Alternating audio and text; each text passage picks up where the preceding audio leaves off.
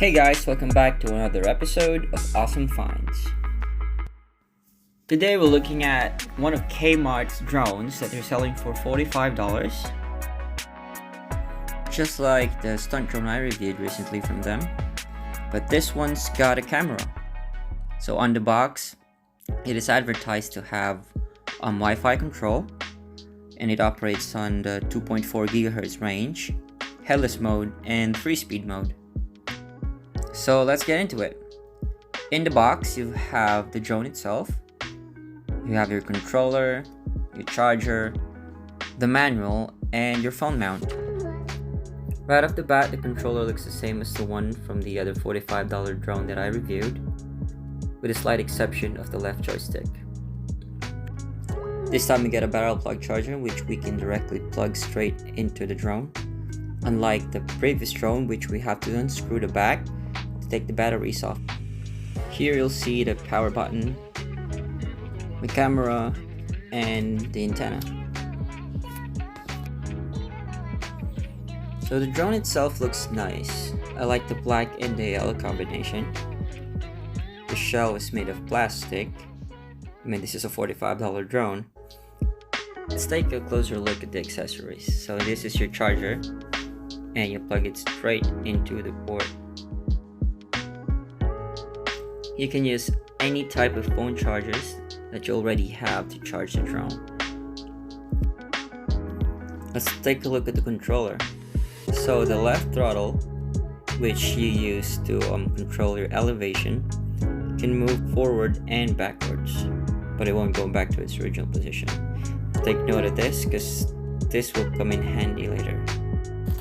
Both controllers from the previous video and this controller has slots where you can put your phone mount in. So the phone mount is spring loaded, so you can adjust it to fit your phone. So I'm using here a dummy phone, which is a Galaxy S10 Plus, and it fits perfectly. Now that those things are out of the way, let's power up the drone.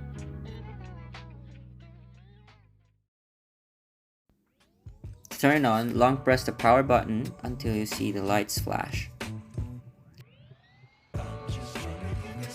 Next, we'll have to pair the drone to the controller. But before we can do that, we need to put 4 AA batteries inside the controller. To do this, you'll need a small Phillips screwdriver to open the controller's battery cover.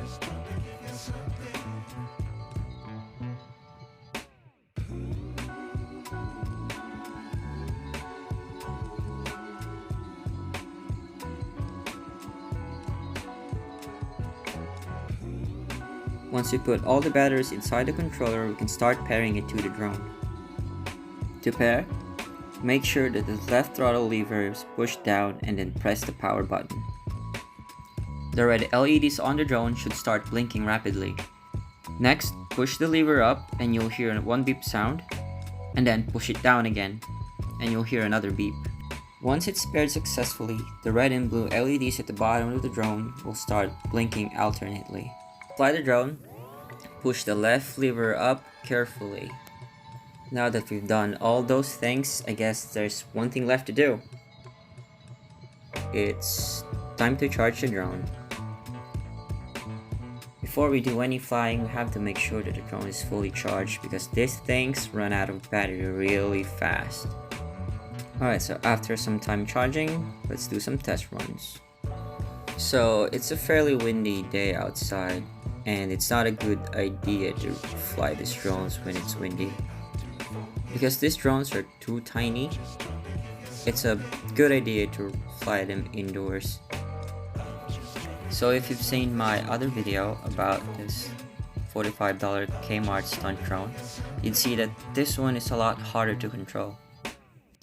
This drone will keep gaining altitude when you go past the midpoint of the left throttle, which is not ideal when you're flying indoors. The cameras on this thing is bad. It's just bad. If you're gonna get this for the camera, don't. Overall, for the price point, this is an okay drone. It's not the best, it's not the worst. You can make it fly if you're just looking for something to fly. And that takes us to the end of the video. If you have any more questions, please leave a comment below, like, share, and subscribe. And until next time, goodbye.